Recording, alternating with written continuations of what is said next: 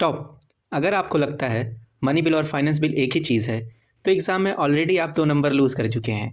UPSC का favourite trap है article 110 versus article 117। एक वर्ड, सिर्फ एक वर्ड ओनली पूरे बिल का नेचर बदल देता है। और अगर आपने प्रेसिडेंट की टाइमिंग जो वो रिकमेंड करते हैं उसकी टाइमिंग अगर आपने गलत समझ लिया तो एलिमिनेशन भी फेल हो जाएगा। तो आज इस वीडियो में मैं आपको वो क्लैरिटी दूंगा जिससे आपकी money bill versus finance bill की सभी बारीकियां क्लियर हो जाएंगी। तो चलिए वीडियो स्टार्ट करते हैं।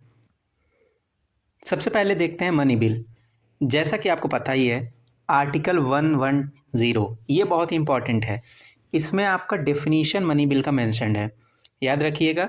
स्टूडेंट आर्टिकल 109 और 110 में बहुत ही कंफ्यूज होते हैं कि डेफिनीशन किस में मेंशन्ड है, तो ये चीज़ याद रखिएगा 110 में डेफिनीशन मेंशन्ड है। तो अब ये 110 कुछ बातें बताता है। हमें क्या बताता है? सबसे पहले 110 क्लॉज 1 ये बताता है कि मनी बिल वही होगा जो कुछ मैटर्स उसमें दे रखे हैं कि इन्हीं मैटर्स में से होगा तो मनी बिल होगा। तो कौन कौन से मैटर्स हैं, चलिए उसको देखते हैं। ध्यान से देखिएगा, ये वो 7 मैटर्स हैं, यही वो टोटल 7 मैटर्स हैं। इनमें से अगर कोई चीज़ होगा तो वो चीज़ मनी बिल मानी जाएगी, वरना मनी बिल नहीं मानी जाती है। सबसे पहले आता है आपका टैक्सेशन, मतलब कोई टैक्स लगाया जा रहा है, कोई चीज़ अबॉलिश किया जा रहा है या कोई चीज़ बदल दिया जा रहा है टैक्स में, तो वो सारा कैटेगरी इसमें आता है। जैसे आप देखते हैं पिछले साल 12 लाख तक की इनकम को टैक्स फ्री किया गया, तो किसके अंदर आ रहा है? वो मनी बिल के अंदर आ रहा है, क्योंकि उसमें टैक्स को अल्टर किया गया। दूसरा बोरोइंग, गवर्नमेंट का जो बोरोइंग का प्रिंसिपल है, जो उसके प्रोविजंस हैं, अगर उसमें कोई चेंज आ रहा है तो भी वो आपका मनी बिल होगा। तीसरा कस्टडी ऑफ फंड है, मतलब कंसोलिडेटेड फंड और कंटिजेंसी फंड, इन दोनों की कस्टडी से रिलेटेड कोई भी बिल होगा तो मनी बिल होगा। ध्यान रखिएगा, यहाँ पर पब्लिक अकाउंट की बात नहीं की गई है। एग्जाम में ट्रैप में आपको पब्लिक अकाउंट भी डाल सकता है, तो ये चीज़ याद रखिएगा। अगला है एप्रोप्रिएशन बिल। एप्रोप्रिएशन बिल क्या होता है? कंसोलिडेटेड फंड ऑफ इंडिया से अगर पैसा निकालना है, विड्रॉल करना है, तो उससे रिलेटेड जो बिल आता है उसको एप्रोप्रिएशन बिल बोलते हैं, तो ये भी मनी बिल है। इसके अलावा रिसीट एंड कस्टडी, जो भी गवर्नमेंट के पास पैसा आ रहा है, चाहे वो टैक्स के रूप में हो, कंसोलिडेटेड फंड इंडिया में आ रहा हो, या कोई पब्लिक अकाउंट में आ रहा हो, या यूनियन या स्टेट का कोई ऑडिट है, तो उससे रिलेटेड जो मैटर होंगे वो भी किस में आएंगे? आपके मनी बिल के अंदर आएंगे। छठा है चार्ज्ड एक्सपेंडिचर। ये तो बहुत इंपॉर्टेंट है, ये तो आप जान रहे हैं। जो भी एक्सपेंडिचर चार्ज्ड होते हैं कंसोलिडेटेड फंड ऑफ इंडिया में संचित निधि पे, वो सब धन विधेयक मनी बिल के अंदर आते हैं। कौन कौन सा एक्सपेंडिचर चार्ज होते हैं? जितनी भी सैलरीज हैं जजेस की, प्रेसिडेंट की, ये सारी चीज़ें जो होती हैं वो चार्ज होती हैं, इस पर कोई वोटिंग नहीं होती है, तो ये भी मनी बिल है। और सातवां ये कहता है कोई इंसिडेंटल मैटर्स, मतलब इन सब से रिलेटेड कोई और मैटर अगर होगा तो वो सब भी मनी बिल के अंदर आएगा। तो ये चीज़ बहुत ही ध्यान से देखिएगा, इन पे डायरेक्ट क्वेश्चन बनते हैं। यही वो 7 प्रोविज़न हैं जो कि मनी बिल या धन विधेयक के अंदर आते हैं, और ये किस में मेंशन है? आर्टिकल 110 में।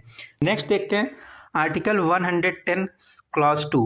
ये बताता है कि क्या मनी बिल नहीं है। तो ये चीज़ आप ध्यान रखिएगा कि यूपीएससी क्या है तो पूछता ही है, लेकिन आज के टाइम पे उसका फोकस ये इस पे ज़्यादा है कि क्या नहीं है।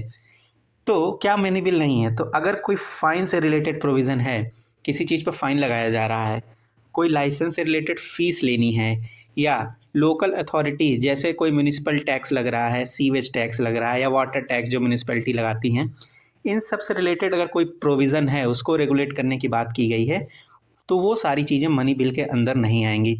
तो यहाँ पर एक चीज़ एकदम अच्छे से दिमाग में फिट कर लीजिएगा कि ये ओनली, इस वर्ड को दिमाग में एकदम फिट कर लीजिए। ये ओनली डॉक्ट्रिन जो है ये आपके लिए बहुत इंपॉर्टेंट है कि वो जो 7 मैटर्स हमने देखे हैं, सिर्फ और सिर्फ वही मैटर्स जो होंगे मनी बिल के अंदर आएंगे, इसके अलावा कोई भी मैटर मनी बिल के अंदर नहीं आएगा। नेक्स्ट देखते हैं आर्टिकल 110 क्लॉज 3। ये बताता है कि फाइनल अथॉरिटी मनी बिल के बारे में किसके पास है? तो आप जानते हैं वो अथॉरिटी स्पीकर के पास है, मतलब स्पीकर का ही डिसीजन होगा कि कोई बिल मनी बिल है या नहीं। सिंपल सी बात ये है। अगला इसी को और सब्सटेंटिएट करने के लिए लाया गया 110 क्लॉज 4। ये बताता है हर एक मनी बिल के एक सर्टिफिकेट साइंड बाय स्पीकर होना चाहिए। मतलब जब भी मनी बिल को स्पीकर सर्टिफाई करते हैं तो उसके साथ एक नोट रहता है कि हाँ, स्पीकर ने इसको मनी बिल के रूप में सर्टिफाई किया है। तो ये दोनों आर्टिकल कंबाइंड 110 क्लॉज 3 4 ये सर्टिफिकेशन ऑफ मनी बिल से रिलेटेड हैं। तो आपको पता है कि गवर्नमेंट जब आधार से रिलेटेड बिल ला रही थी तो उसको एज अ मनी बिल पेश किया गया था। तो फिर उसको कोर्ट में चैलेंज किया गया, कोर्ट में चैलेंज हो गया और 2016 में कोर्ट ने उसका जजमेंट दिया, जिसको आधार केस या केएस पुट्टास्वामी केस भी बोलते हैं। उन्होंने कहा कि स्पीकर का जो डिसीजन है वो डिस्क्रिशनरी है, ठीक है, लेकिन उस पर जुडिशियल रिव्यू हो सकता है। कब होगा? अगर वो फंडामेंटल स्ट्रक्चर को वायलेट करता है, मतलब अगर वो जो 110 में जो मैटर्स लिखे हैं उन मैटर्स को वायलेट करके कोई ऐसा मैटर जो उस मैटर में नहीं है उसको अगर सर्टिफाई कर दिया जा रहा है मनी बिल, तो वो इस कैटेगरी में आ जाएगा, कॉन्स्टिट्यूशनल फ्रॉड। इसका मतलब ये है कि अगर जानबूझ के कोई मैटर को मनी बिल के रूप में पेश किया जा रहा है ताकि राज्यसभा को बाईपास किया जा सके, तो ऐसे केस में जुडिशियल रिव्यू पॉसिबल है। अगर स्टेटमेंट में आपको देता है कि स्पीकर का डिसीजन मनी बिल से जो भी रिगार्डिंग होगा उसको कोर्ट ऑफ लॉ में चैलेंज किया जा सकता है, तो वो स्टेटमेंट आपका बिल्कुल सही हो जाएगा। इस बात को ध्यान रखिएगा। नेक्स्ट देखते हैं आर्टिकल 109। ये बहुत ही इंपॉर्टेंट आर्टिकल है क्योंकि इसमें क्या मेंशन्ड है, इसमें आपका लेजिस्लेटिव प्रोसीजर जो मनी बिल से रिलेटेड है वो यहाँ पर मेंशन्ड है। तो क्या लेजिस्लेटिव प्रोसीजर कहा गया है कि सबसे पहले कि इसका इंट्रोडक्शन सिर्फ और सिर्फ लोकसभा में होगा, मतलब मनी बिल सिर्फ और सिर्फ लोकसभा में लाया जा सकता है प्रेसिडेंट के प्रायर रिकमेंडेशन से, मतलब प्रेसिडेंट का रिकमेंडेशन चाहिए होगा। अब यहाँ पर ध्यान देने वाली बात यह है कि इस लाइन को एज इट इज़ पढ़ लेने से कॉन्सेप्ट क्लियर नहीं होता है। ये प्रायर रिकमेंडेशन का मतलब क्या होता है, क्या है ये रिकमेंडेशन, प्रोसीजर क्या है इसका? तो ध्यान रखिएगा कि जैसे कोई मनी बिल ड्राफ्ट हो गया तो जो मिनिस्ट्री है जिसने उसको ड्राफ्ट किया है, मान लीजिए फाइनेंस मिनिस्ट्री ने ड्राफ्ट किया है, तो फाइनेंस मिनिस्ट्री उस बिल को सेंड करेगी किसके पास? प्रेसिडेंट के पास। प्रेसिडेंट के पास वो ये बता के भेजेगी कि भाई ये बिल है, ये हम लाने जा रहे हैं।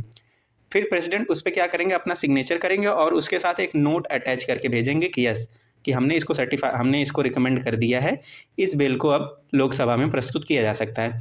फिर उस नोट के साथ उस बिल को फिर जनरल सेक्रेटरी जो लोकसभा के होते हैं वहाँ भेजा जाएगा, फिर उसको अथोराइज करेंगे स्पीकर, सर्टिफाई करेंगे, फिर जाके उसको टेबल किया जाता है। तो ये होता है मतलब प्रायर रिकमेंडेशन का। साथ ही साथ आगे देखिए तो राज्यसभा क्या कर सकती है, राज्यसभा के पास भाई कोई पावर नहीं है। राज्यसभा यहाँ पर ऑलमोस्ट पावरलेस है, वो ना अमेंड कर सकती है ना ही रिजेक्ट कर सकती है, बस क्या कर सकती है, रिकमेंडेशन दे सकती है, वो भी 14 दिन के भीतर। अगर 14 दिन भीतर नहीं दिया तो क्या होगा, तो उस बिल को पास मान लिया जाता है, उसको असेंट मान लिया जाता है कि राज्यसभा असेंट दे दी है, डीम्ड पास हो जाता है वो। अच्छा जी, ये जो रिकमेंडेशन दे रहे हैं क्या लोकसभा इसको एक्सेप्ट कर सकती है, उसको बाइंडिंग है? बिल्कुल बाइंडिंग नहीं है। लोकसभा उसको चाहे तो एक्सेप्ट करे चाहे ना एक्सेप्ट करे, कोई मतलब नहीं है। तो यहाँ पर राज्यसभा का लाइन याद रखिएगा, पावरलेस है। नेक्स्ट है कि कोई ज्वाइंट सिटिंग अलाउड नहीं होगी। ज्वाइंट सिटिंग सिंपल सी बात है, जब राज्यसभा के पास पावर ही नहीं है उसको अमेंड या रिजेक्ट करने के लिए, तो ज्वाइंट सिटिंग का कोई मैटर तो वैसे भी नहीं बनता ना, तो ज्वाइंट सिटिंग अलाउड नहीं है। अब यहाँ पर ध्यान दीजिएगा, ये जो प्रायर रिकमेंडेशन प्रेसिडेंट का चाहिए होता है, अगर कोई बिल रिडक्शन या एबॉलिशन ऑफ टैक्स से है, किसी टैक्स को कम किया जा रहा है या हटाया जा रहा है, तो ऐसे बिल के रिकमेंडेशन के लिए प्रेसिडेंट की बिल्कुल ज़रूरत नहीं है। इस बिल को डायरेक्ट ही आप लोकसभा में टेबल कर सकते हैं, प्रेसिडेंट के रिकमेंडेशन की आवश्यकता नहीं है। तो देखिए यूपीएससी ने 2016 में इन्हीं सब मैटर पे क्वेश्चन बनाया कि मनी बिल के रिगार्डिंग कौन सा स्टेटमेंट सही है। तो मनी बिल वही होगा जिसमें इम्पोजिशन, एबॉलिशन, रेमिशन या अल्टरेशन ऑफ टैक्स होगा। तो ये बात आपने पढ़ लिया, सही है। उन्होंने अगला बताया कि custody of consolidated fund and contingency fund क्या भी होगा, तो ये बात भी आपने पढ़ लिया, सही है। अगला है कि speaker of Lok Sabha he certify करेंगे कोई बिल मनी बिल है या नहीं, तो ये बात भी सही है। तो आपको पता है इसमें सारे आंसर सही हैं। तो ऐसे ही काफ़ी दिन से मनी बिल से रिलेटेड क्वेश्चन नहीं पूछा गया है, तो इस साल इसके पूछे जाने के बहुत ही ज़्यादा चांसेस हैं। अगर आपको वीडियो अच्छा लग रहा हो तो प्लीज़ लाइक ज़रूर कीजिएगा। तो फ्रेंड, अब यहाँ से कन्फ्यूज़न स्टार्ट होती है, यहीं से ट्रैप आपका स्टार्ट होता है और मोस्ट ऑफ द स्टूडेंट यहीं पर कन्फ्यूज़ होते हैं और यहीं पर गलती करते हैं। तो चलिए देखते हैं फाइनेंस बिल के बारे में। फाइनेंस बिल आर्टिकल 117 में मेंशन्ड है। तो आर्टिकल 117 क्लॉज 1 ये टाइप 1 फाइनेंस बिल की बात करता है। दो टाइप की हमारे पास फाइनेंस बिल हैं, टाइप 1 टाइप 2। तो 117 क्लॉज 1 में टाइप 1 मेंशन्ड है। क्या मेंशन्ड है उसमें, ये बताता है कि जो भी matters related to 110 A to G ये हैं, इसके साथ प्लस जनरल लेजिस्लेटिव मैटर हैं। अब यहाँ पर ध्यान देने वाली बात ये है कि फाइनेंस बिल जो टाइप 1 होता है इसके अंदर article 110 clause 1 A to G ये अभी हमने क्या पढ़ा, ये क्या है, ये आपका मनी बिल है। तो आपको यहाँ से एक चीज़ समझ में आ रहा है कि फाइनेंस बिल जो टाइप 1 है इसमें ये मनी बिल तो है, इसके साथ साथ क्या है, ये प्लस में जनरल लेजिस्लेटिव मैटर, मतलब मनी बिल भी होगा, उसके साथ साथ कुछ और भी उसमें मैटर होंगे। जैसे कौन सा मैटर हो सकते हैं, जैसे किसी नए एडमिनिस्ट्रेटिव बॉडी का गठन किया जा रहा हो या कोई लीगल पेनल्टी का डेफिनेशन दिया जा रहा हो। ये एडमिनिस्ट्रेटिव बॉडी जैसे मान लीजिए सपोज कीजिए कि कोई ट्रिब्यूनल का गठन हो रहा है, ट्रिब्यूनल जैसे इनकम टैक्स का ट्रिब्यूनल बनाया जा रहा हो या किसी और फाइनेंशियल मैटर से रिलेटेड ट्रिब्यूनल की बात की गई हो, तो ये सब जनरल लेजिस्लेटिव मैटर्स में आएंगे। या कोई फ़ाइन बताया जा रहा हो कि ये काम करने पे ये इतना फ़ाइन हम लेंगे, तो वो सब भी इसमें आता है। तो याद रखिएगा टाइप 1 जो होता है इसमें मनी बिल के साथ साथ कुछ एक्स्ट्रा मैटर्स भी होते हैं। अगला देखते हैं कि इसको भी सिर्फ और सिर्फ लोकसभा में इंट्रोड्यूस किया जा सकता है। क्यों सिर्फ और सिर्फ लोकसभा में जा रहा है, क्योंकि इसमें मनी बिल के मैटर हैं, साथ प्रायर रिकमेंडेशन प्रेसिडेंट का बिल्कुल चाहिए होता है इसमें। तो फ़र्क क्या है भाई, तो मनी बिल और इसमें फ़र्क क्या आया, फ़र्क देखिए यहाँ पर आ गया। राज्यसभा के पास फुल पावर है अमेंड करने का या रिजेक्ट करने का। मनी बिल में कोई पावर नहीं थी, पावरलेस था वहाँ पे राज्यसभा, लेकिन यहाँ पर राज्यसभा को ये पावर दी गई है कि वो इसमें अमेंडमेंट भी कर सकता है और रिजेक्ट भी कर सकता है। अगला देखते हैं आर्टिकल 117 क्लॉज 3। अब ये क्लॉज 3 क्या कहता है, ये फाइनेंस बिल टाइप 2 के बारे में बात करता है।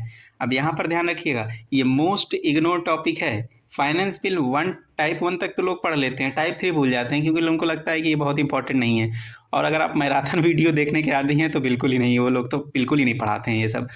तो इस चीज़ को ध्यान रखिए, क्योंकि इस चीज़ में अगर ट्रैप किया तो आपका क्वेश्चन गलत होना बिल्कुल पक्का है।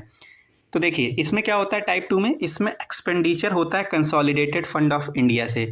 लेकिन हमने तो 110 में भी देखा ना कंसोलिडेटेड फंड ऑफ इंडिया से रिलेटेड एक्सपेंडिचर। तो यहाँ पे वो एक्सपेंडिचर हैं जो कंसोलिडेटेड फंड ऑफ इंडिया से तो होते हैं, लेकिन वो क्या हैं, वो 110 के अंदर वाले नहीं हैं। उसका एक्सपेंडिचर अलग है, इसका एक्सपेंडिचर अलग है। एग्जाम्पल के रूप में देखिए, सपोज कीजिए गवर्नमेंट कोई सेंट्रल यूनिवर्सिटी सेटअप कर रही है। अब सेंट्रल यूनिवर्सिटी सेटअप कर रही है तो उसके लिए फंड चाहिए, वो फंड कहाँ से जाएगा, कंसोलिडेटेड फंड ऑफ इंडिया से जाएगा। तो ये जो फंड सेंट्रल यूनिवर्सिटी के लिए जाएगा, ये 110 के मैटर नहीं है, ये मनी बिल का मैटर नहीं है। ये किसका मैटर है, ये फाइनेंस बिल टाइप 2 का मैटर है। तो ये चीज़ बहुत ही ज़्यादा ध्यान रखिएगा कि इसमें 110 वाले मैटर नहीं होते हैं। अगला देखते हैं कि इसमें क्या है, बोथ लोकसभा और राज्यसभा दोनों में इंट्रोड्यूस किया जा सकता है। साथ ही साथ no recommendation of president required for introduction के लिए कोई रिकमेंडेशन की जरूरत नहीं है, डायरेक्टली आप इसको पेश कर सकते हैं। तो ध्यान रखिएगा इसमें रिकमेंडेशन की आखिर आवश्यकता क्यों नहीं पड़ रही है, इसलिए नहीं पड़ रही है क्योंकि इस बिल को कोई भी मेंबर पेश कर सकता है, एक प्राइवेट मेंबर भी इस बिल को ला सकता है। सपोज कीजिए कोई मेंबर है, गवर्नमेंट से किसी पार्टिकुलर स्कीम या किसी और चीज़ से रिलेटेड वो फंड की मांग कर रहा है कि भाई गवर्नमेंट को इस चीज़ में भी फंड एलोकेट करना चाहिए इसके लिए। तो जब भी फंड एलोकेशन की बात होगी तो वो कहाँ से जाएगा, वो कंसोलिडेटेड फंड से ही जाएगा। तो ऐसे मैटर जो कि मनी बिल से रिलेटेड नहीं है और कोई उसको प्राइवेट मेंबर भी इंट्रोड्यूस कर रहा है, तो इसलिए इसमें कोई प्रेसिडेंट की रिकमेंडेशन की ज़रूरत नहीं है। प्रेसिडेंट की रिकमेंडेशन सिर्फ और सिर्फ उन्हीं बिल में लग रही है जहाँ पर वो बिल किसके द्वारा इंट्रोड्यूस किया जा रहा है, किसी मिनिस्टर के द्वारा। तो ये बहुत ही इंपॉर्टेंट स्टेटमेंट है, इसको ध्यान रखिएगा कि मनी बिल और फाइनेंस बिल का टाइप 1 ये जो होते हैं ये कौन इंट्रोड्यूस करता है, ये मिनिस्टर इंट्रोड्यूस करते हैं। और जो टाइप 2 होता है इसको प्राइवेट मेंबर भी इंट्रोड्यूस कर सकते हैं, प्राइवेट भी। तो ये चीज़ ध्यान रखिएगा। नेक्स्ट देखते हैं, joint sitting allowed both type 1 and type 2। Type 1 और टाइप 2 दोनों में ज्वाइंट सीटिंग अलाउड है, सिर्फ और सिर्फ मनी बिल में ही ज्वाइंट सीटिंग अलाउड नहीं है। क्यों, क्योंकि यहाँ पे भी देखिए टाइप 1 में भी राज्यसभा के पास फुल पावर था, टाइप 2 में भी राज्यसभा के पास फुल पावर है। तो दोनों में अगर डेडलॉक की सिचुएशन हुई तो उसको क्लियर करने के लिए क्या करना होगा, तो ज्वाइंट सीटिंग ही बुलानी पड़ेगी। तो इसलिए दोनों में ज्वाइंट सीटिंग अलाउड है। तो हमने मनी बिल और फाइनेंस बिल दोनों के बारे में पढ़ लिया। अब एक प्रैक्टिकल एग्जाम्पल से समझने की कोशिश करते हैं कि दोनों में आखिर क्या डिफरेंस चल रहा है। सपोज कीजिए गवर्नमेंट ऑफ इंडिया एक बिल लाना चाहती है, ग्रीन एनर्जी ट्रांजिशन बिल, मतलब ग्रीन एनर्जी से रिलेटेड एक बिल लाना चाह रही है। उसमें कुछ प्रावधान किए गए हैं। क्या प्रावधान किया गया है, सबसे पहले एक सेस लगाना है कोल प्रोडक्शन पे एक सेस लगाना है। दूसरा वो कह रहा है कि एक नेशनल ग्रीन एनर्जी बोर्ड की स्थापना की जाएगी जो कि कार्बन क्रेडिट को रेगुलेट करेगा। ठीक है। तीसरी बात ये कहता है कि जो भी इंडस्ट्री कार्बन लिमिट को क्रॉस करेगी उसको क्या किया जाएगा, हैवी पेनल्टी लगाया जाएगा। अब आपसे ये पूछ रहा है कि इसमें करेक्ट कॉन्स्टिट्यूशनल प्रोसीजर क्या है, तब आप 1 मिनट सोचिए जो आपने पढ़ा, क्या आप इसका आंसर दे पा रहे हैं? तो चलिए इसको सोचते हैं। सबसे पहले हमने मनी बिल के बारे में बात की कि उसमें टैक्सेशन से रिलेटेड प्रोविजंस होते हैं। तो सेस भी एक तरह का क्या है, ये टैक्स ही है। तो सेस लगाया जा रहा है कोल प्रोडक्शन पे। तो आपको यहाँ से पता चल गया कि भाई ये तो आर्टिकल 110 का मैटर हो गया, ठीक है। अगली बात कर रहा है कि नेशनल ग्रीन एनर्जी बोर्ड की स्थापना की जाएगी। आपको याद होगा मैंने टाइप 1 में बताया था कि उसमें मनी मैटर रहता है, इसके साथ साथ कुछ जनरल लेजिस्लेटिव मैटर होते हैं। तो ये बोर्ड की स्थापना जो की जा रही है, बोर्ड की स्थापना हो, किसी बॉडी की स्थापना हो रही हो, किसी ट्रिब्यूनल की हो रही हो, किसी कमीशन की हो रही हो, ये सब टाइप 1 में आ जाते हैं। तो इसको देख के आपको पता चल गया भाई ये तो आपका 117 और क्लॉज 1 का पार्ट है, ठीक है।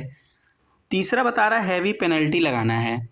तो पेनल्टी लगाना है तो आपको पता है पेनल्टी में हमने 110 में देखा था कि 110(2) में देखा था कि पेनल्टीज़ मनी बिल नहीं होती हैं। तो इसका मतलब ये मनी बिल नहीं है। तो पहला ऑप्शन देखिए, it is certified as money bill. तो यहाँ से तो आपको लग रहा था मनी है, लेकिन इस थर्ड ऑप्शन से आपको पता चल गया कि भाई ये मनी बिल नहीं है। ऑर्डिनरी बिल की बात कर रहा है। ऑर्डिनरी बिल क्यों होगा भाई? ऑर्डिनरी बिल का मतलब होता है कि सामान्य सा बिल होगा, तो इसमें तो लेकिन टैक्सेशन की भी बात है, तो ऑर्डिनरी बिल भी का भी गलत है। तीसरा बोल रहा है कि it can be introduced in either house. अब ईदर हाउस है, देखते हैं भाई, अगर टाइप 2 हो गया, ये टाइप 2 फाइनेंस बिल हो गया, तब तो दोनों हाउस में लाया जा सकता है। तो क्या ऐसा कंडीशन है? तो पहले इसको एनालाइज कीजिए टाइप 2 है कि नहीं है। तो जैसा इसमें आपको पता है कि एक हो रहा है मनी मैटर और एक हो रहा है जनरल मैटर, तो ये दोनों कंबाइंड हो रहे हैं। तो इसका मतलब ये आपका क्या है, ये आपका टाइप 1 है। तो टाइप 1 हमने किसकी बात की थी? Financial bill 1। तो ये बी वाला इसका ऑप्शन सही होगा। तो यहाँ से इस क्वेश्चन से आपको पूरा डाउट क्लियर हो जाएगा money bill, finance bill type 1 और टाइप 2 में क्या फ़र्क है। नेक्स्ट देखते हैं आर्टिकल 111 मतलब 111। ये नेल्सन का स्कोर हो गया है यहाँ पर। तो इसमें देखना ये है कि जब भी कोई बिल प्रेसिडेंट के पास आता है तो प्रेसिडेंट के पास 3 ऑप्शन होते हैं, या तो एसेंट दे दें, या उसको रोक लें, विदहोल्ड कर लें, या फिर उसको वापस भेज दें, भाई फिर से कंसिडर करो। तो ये आर्टिकल 111 बताता है। तो इसमें अब मनी बिल और फाइनेंस बिल से रिलेटेड क्या प्रेसिडेंट के पास ऑप्शन है? तो मनी बिल के पास प्रेसिडेंट के पास ऑप्शन है कि वो एसेंट दे सकते हैं, इसके साथ साथ विदहोल्ड भी कर सकते हैं, लेकिन वापस नहीं भेज सकते। वापस क्यों नहीं भेज सकते? क्योंकि उन्हीं के रिकमेंडेशन से लाया ही गया है। फाइनेंस बिल की बात करें तो उसमें एसेंट भी दे सकते हैं, विदहोल्ड भी कर सकते हैं और रिकंसिडरेशन के लिए भी भेज सकते हैं। अब ध्यान रखिएगा यहाँ पर, ये एसेंट और विदहोल्ड, इसका कोई टाइम लिमिट कॉन्स्टिट्यूशन में मेंशन नहीं है। ध्यान रखिएगा, कोई भी टाइम लिमिट नहीं है। तो क्या प्रेसिडेंट उसको इंडेफिनिट डिले कर सकते हैं? इस हिसाब से कर सकते हैं। इसी से रिलेटेड आपको याद होगा कि नवंबर में जब सुप्रीम कोर्ट ने वो प्रेसिडेंट के रेफरेंस में अपना जजमेंट दिया था, तो उसमें बताया था कि कॉन्स्टिट्यूशन में कोई टाइम फ्रेम मेंशन नहीं है, लेकिन बिना एक्सप्लेन किए हुए, बिना अनकंडीशनल अगर कोई चीज़ को डिले किया जा रहा है तो उस पर हम लोग सुनवाई मतलब जुडिशियल रिव्यू कर सकते हैं। तो ये चीज़ ध्यान रखिएगा कि टाइम लिमिट कॉन्स्टिट्यूशन में मेंशन नहीं है। जुडिशियल रिव्यू करेगा कोर्ट, लेकिन क्या वो आदेश दे सकता है प्रेसिडेंट को कि आपको बिल को पास ही करना है? वो प्रेसिडेंट को बिल्कुल आदेश नहीं दे सकता कि आप बिल पास कीजिए। वो सिर्फ क्या कर सकता है, उस पर सुनवाई कर सकता है कि क्यों लेट हो रहा है, ये सारी चीज़ें सिर्फ जान सकता है, बस इसके अलावा कुछ नहीं कर सकता। तो फ्रेंड्स, हमने फाइनली दोनों चीज़ें पढ़ ली हैं और ये समझ लीजिए उसका निचोड़ है, एक क्रिस्प है उसका। तो मनी बिल है, फाइनेंस बिल 1 है, 2 है। तो इस सब के बारे में सब कुछ हमने पढ़ लिया है। इसमें सिर्फ एक पॉइंट है जो मुझे एक्सप्लेन करना है, वो आप प्रेसिडेंट का रिकमेंडेशन। अब ध्यान रखिएगा, यहाँ पर बहुत ही इंपॉर्टेंट ट्रैप है। अगर आपने इसको मिस किया तो अगर टाइमिंग आपका रिकमेंडेशन का गलत हुआ और ऑप्शन में आ गया था, आपका पूरा क्वेश्चन गलत हो जाएगा, क्योंकि आप उस ऑप्शन जो गलत ऑप्शन देगा आप उसको सही मार्क करके आएंगे। देखिए, मनी बिल के लिए रिकमेंडेशन चाहिए इंट्रोडक्शन के लिए, वर्ड पे ध्यान दीजिएगा, इंट्रोडक्शन। फाइनेंस बिल टाइप 1 के लिए भी चाहिए इंट्रोडक्शन पर, मतलब बिल को लोकसभा में लाने से पहले। लेकिन ये जो सेकंड टाइप का बिल है, इसको कंसिडरेशन के टाइम पे चाहिए रिकमेंडेशन, पासिंग के पहले। मतलब कोई भी मेंबर, जैसा कि मैंने बताया था प्राइवेट मेंबर भी ला सकते हैं, तो वो बिल पहले लोकसभा में टेबल कर देंगे। टेबल करने के बाद क्या होगा, फिर उस पर चर्चा होगी। टेबल होने के बाद उसको मिनिस्ट्री को भेजा जाएगा, जिस भी मिनिस्ट्री से रिलेटेड होगा। कि ये बिल आया है। फिर मिनिस्ट्री उसको क्या करेगी, प्रेसिडेंट के पास भेजेगी कि ऐसा मैटर हमारे पास आया है। फिर प्रेसिडेंट उसको क्या करेंगे, फिर उसको अपना नोट पे साइन करके देंगे कि हाँ इस मैटर पर वोटिंग किया जा सकता है। तो इसीलिए उसके बाद फिर से वो लोकसभा या राज्यसभा में जाएगा, तब जाके वोटिंग होगी। बिना प्रेसिडेंट के रिकमेंडेशन के वोटिंग नहीं होगी। तो इसीलिए देखिए, रिक्वायर्ड बिफोर कंसिडरेशन, पासिंग के पहले रिकमेंडेशन चाहिए होता है। और ये भी ध्यान रखिएगा, लोकसभा और राज्यसभा दोनों में अलग अलग रिकमेंडेशन चाहिए होगा प्रेसिडेंट का। लोकसभा के लिए भी रिकमेंडेशन चाहिए होगा, राज्यसभा के लिए भी रिकमेंडेशन चाहिए होगा। तो ये बहुत ही इंपॉर्टेंट पॉइंट है, इसको ज़रूर ध्यान में रखिएगा। कोई ऐसी चीज़ लोकसभा या राज्यसभा से ना पास हो जाए जो कि देश के जो फाइनेंस हैं उसको प्रभावित करे। तो लास्ट में फ्रेंड, ये 5 बातें हैं जो आपको याद रखनी है, जिससे आपको ऑप्शन को एलिमिनेट करने में हेल्प मिलेगी। सबसे पहले, हर एक मनी बिल फाइनेंस बिल होता है, क्योंकि आपको पता है कि फाइनेंस बिल टाइप 1 में मनी बिल इंक्लूड होता है, उसका पार्ट होता है। लेकिन क्या इसका वाइसे वर्सा ट्रू है कि क्या हर एक फाइनेंस बिल मनी बिल होता है? बिल्कुल नहीं, वाइसे वर्सा सही नहीं है। Money bill is only government bill, ये बात हमने कर ली है कि उसको सिर्फ मिनिस्टर द्वारा ही इंट्रोड्यूस किया जा सकता है। फाइनेंस बिल टाइप 1 भी मिनिस्टर द्वारा इंट्रोड्यूस किया जाएगा, लेकिन बाकी जो टाइप 2 है वो कोई प्राइवेट मेंबर भी इंट्रोड्यूस कर सकता है। तीसरा, appropriation bill is money bill, ये बात हमेशा याद रखिएगा, अप्रोप्रिएशन बिल मनी बिल होता है। अप्रोप्रिएशन मतलब क्या होता है कि कंसोलिडेटेड फंड ऑफ इंडिया से मनी को विड्रॉ करना है, तो उसकी परमिशन लेने के लिए अप्रोप्रिएशन बिल लाया जाता है। नेक्स्ट है charge expenditure on consolidated fund of India, ये भी मनी बिल है, लेकिन इस पर कोई वोटिंग नहीं होती है लोकसभा में, सिर्फ ये टेबल कर दिया जाता है, वोटिंग नहीं होती। और ये फाइनेंस और मनी बिल जब भी लोकसभा में टेबल किए जाते हैं तो सिंपल मेजॉरिटी से उनको पास होना होता है। लेकिन यहाँ पर एक चीज़ ध्यान रखिएगा, अगर आपसे लिख दे कि provisions related to money bill and finance bill को कैसे अमेंड किया जा सकता है, तो अमेंडमेंट की जब बात आएगी तब वहाँ पर क्या होगा, वहाँ पर स्पेशल मेजॉरिटी यूज़ होगी। अगर आर्टिकल 110 या 117 में अमेंडमेंट करना है तो स्पेशल मेजॉरिटी चाहिए होगा 2/3 प्रेजेंट एंड वोटिंग वाली। लेकिन मनी बिल को पास करना है, फाइनेंस बिल को पास करने के लिए सिंपल मेजॉरिटी चाहिए। तो फ्रेंड, ये ट्राइंगल आप लोग याद रखिएगा कि मनी बिल क्या है, उसमें सिर्फ ओनली 110 के प्रोविजंस हैं। फाइनेंस बिल 1 क्या है, इसमें 110 है, इसके साथ साथ कुछ अदर मैटर्स हैं।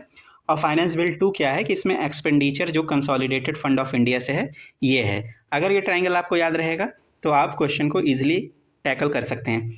तो फ्रेंड्स, अगर आपको only doctrine, president recommendation, timing, Rajya Sabha के पावर और जॉइंट सीटिंग क्लियर है तो आपको यूपीएससी कंफ्यूज नहीं कर सकता।